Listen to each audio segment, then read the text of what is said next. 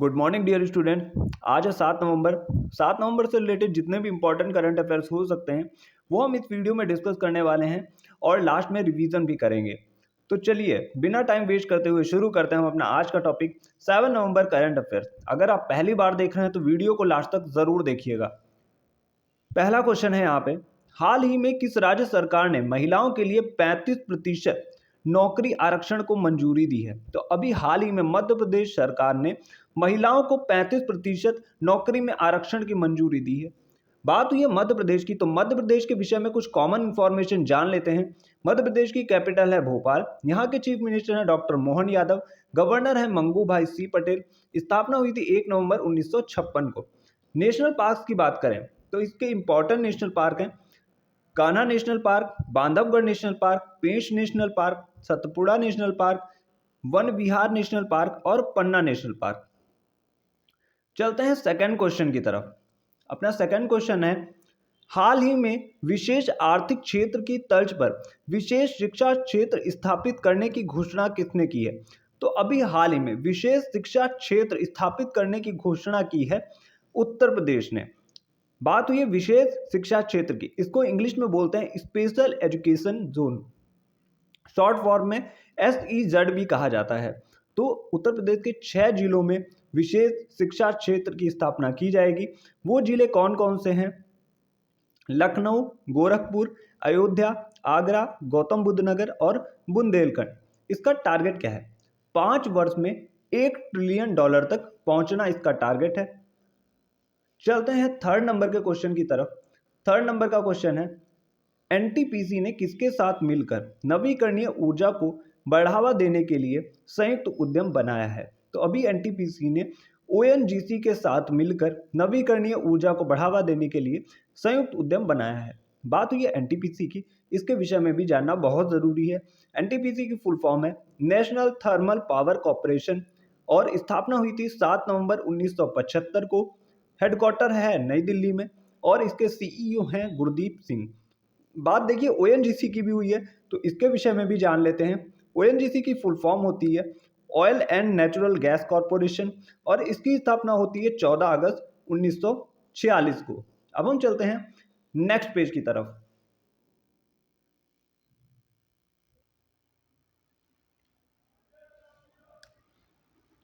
तो हम लोग आ चुके हैं सेकेंड पेज पे। चौथा क्वेश्चन है,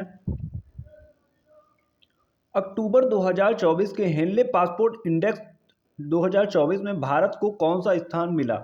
तो देखिए इसमें भारत को मिलता है 83वां स्थान और भारत के जो नागरिक हैं वो 58 देशों में बिना वीजा के ट्रेवल कर सकते हैं।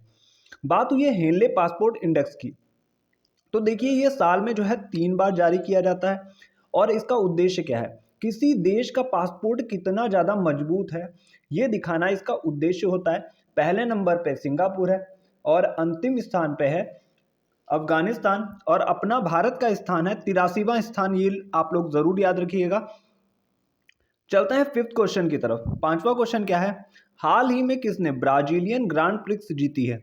तो देखिए मैक्स वर्स्टप्पन ने अभी जीत ली है Brazilian grand prix. Important question है, रेड बुल कंपनी के फॉर्मूला 1 ड्राइवर हैं और इसी से रिलेटेड कुछ और ग्रैंड प्रिक्स डिस्कस कर लेते हैं। सिंगापुर ग्रैंड प्रिक्स किसने जीती है? तो ये जीती है लैंडो नॉरिस ने। ब्रिटिश ग्रैंड प्रिक्स किसने जीती है? तो ये जीती है लुइस हैमिल्टन ने। लॉस वेगास ग्रैंड प्रिक्स 2023 किसने जीती है? तो ये जीती है मैक्स वर्स्टप्पन ने। चलते हैं छठे क्वेश्चन की तरफ। छठा क्वेश्चन क्या है, हाल ही में पहली बार बर्फबारी के कारण चर्चा में रहा अल जौफ रेगिस्तान कहाँ स्थित है? तो ये स्थित है सऊदी अरब में। अल जौफ रेगिस्तान की बात हुई है। बात हुई है देखिए सऊदी अरब की, तो यहाँ की कैपिटल है रियाद और करेंसी है रियाल। चलते हैं 7 नंबर के क्वेश्चन की तरफ। 7 नंबर का क्वेश्चन है, हाल ही में भारत का पहला बायो मैन्युफैक्चरिंग इंस्टीट्यूट ब्रिक नबी का उद्घाटन कहाँ हुआ है? तो ये हुआ है मोहाली पंजाब में।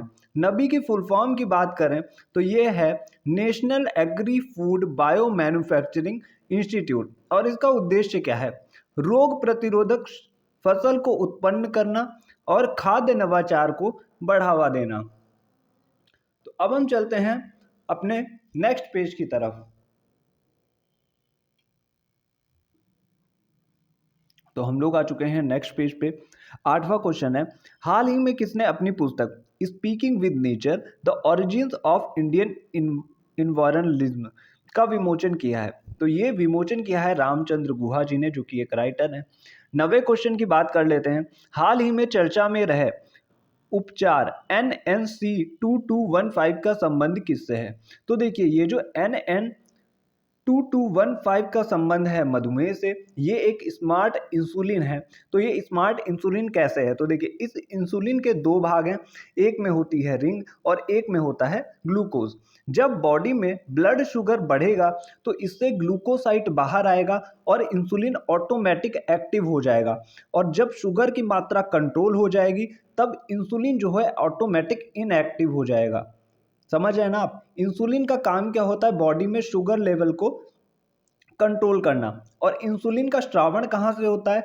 मोस्ट इंपॉर्टेंट क्वेश्चन है। अग्नाशय ग्रंथि की बीटा कोशिका से इंसुलिन का स्रावण होता है। और इंसुलिन की खोज किसने की थी? वेस्ट और बैटिंग नामक वैज्ञानिक थे, इन्होंने इंसुलिन की खोज की थी। और इंसुलिन में कौन सा धातु पाया जाता है, ये भी मोस्ट इंपॉर्टेंट है। तो इंसुलिन में पाया जाता है जिंक धातु। अब हम चलते हैं 10th नंबर के क्वेश्चन की तरफ। 10th नंबर का क्वेश्चन है, हाल ही में कहाँ पहले पोलो स्टेडियम का उद्घाटन किया गया है? तो अभी हाल ही में लद्दाख में पहला पोलो स्टेडियम का उद्घाटन किया गया है। इससे रिलेटेड एक और चीज़ है, अभी हाल ही में लद्दाख में शुभ्रला महोत्सव मनाया गया और 5 नए जिले लद्दाख में बनाए गए हैं। कौन कौन से हैं? जास्कर, द्रास, शाम, नुब्रा और चांगथांग। याद रखिएगा, 5 नए जिले लद्दाख में जोड़े गए हैं। चलते हैं नेक्स्ट क्वेश्चन की तरफ। 11वां क्वेश्चन है, हाल ही में दिवंगत मशहूर लोक गायिका शारदा सिन्हा का संबंध किससे है? तो ये एक भोजपुरी गायिका थी, हाल ही में इनका निधन हो गया और इनको बिहार स्वर कोकिला भी कहा जाता था।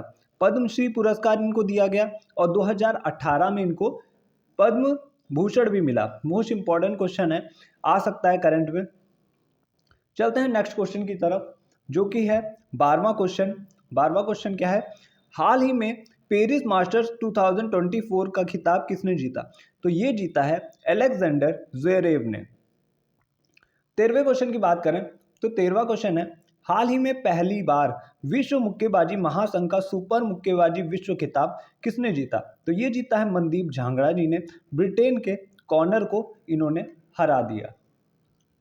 अब हम चलते हैं नेक्स्ट पेज की तरफ। 14वें क्वेश्चन पे आ गए हैं हम लोग।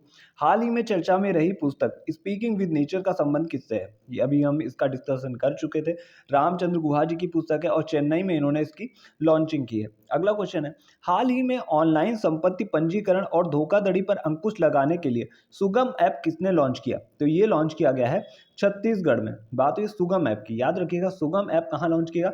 छत्तीसगढ़ में। और इसका मतलब क्या है? सुगम ऐप जो है ऑनलाइन संपत्ति पंजीकरण और धोखाधड़ी पर अंकुश लगाने के लिए लागू किया गया है। 16वें क्वेश्चन की बात करें तो 16वां क्वेश्चन है, हाल ही में किस देश ने महासागर शिखर सम्मेलन की मेजबानी की है? तो महासागर शिखर सम्मेलन की मेजबानी की है अपने प्यारे देश भारत ने। अगला क्वेश्चन है 17वां क्वेश्चन, हाल ही में यूएसए के 47वें राष्ट्रपति चुने गए हैं। तो डोनाल्ड ट्रंप जो हैं वो अमेरिका के 47वें राष्ट्रपति बन चुके हैं। इन्होंने कमला हैरिस को हरा दिया। डोनाल्ड ट्रंप रिपब्लिक पार्टी से हैं और कमला हैरिस डेमोक्रेटिक पार्टी से हैं। इससे पहले कमला हैरिस जो हैं यूएसए की वाइस प्रेसिडेंट रह चुकी हैं। और प्रत्येक वर्ष हर बार जब भी मतलब इसका चुनाव किया जाता है तो हर बार 5 नवंबर में जो पहला मंगलवार यानी कि ट्यूसडे पड़ता है उसी दिन अमेरिका प्रेसिडेंट के चुनाव होते हैं। अब हम चलते हैं, आज का अपना लास्ट क्वेश्चन है जो कि 18वां क्वेश्चन है, विश्व स्तर पर सबसे कम उम्र के शतरंज खिलाड़ी बन चुके हैं। तो ये बने हैं अनीश सरकार, 3 साल 19 दिन इनकी एज है और ये कोलकाता के रहने वाले हैं। आज की करंट की क्लास यहीं पे समाप्त होती है। आई होप आप लोगों को करंट इंटरेस्टिंग लगा होगा। मैंने मोस्टली क्वेश्चंस को कवर करने की कोशिश की है काफ़ी कम टाइम में। तो करंट की क्लास कैसी लगी कमेंट में लिख के जाइएगा। और अब मिलते हैं next day important current affairs के साथ। तब तक के लिए थैंक यू।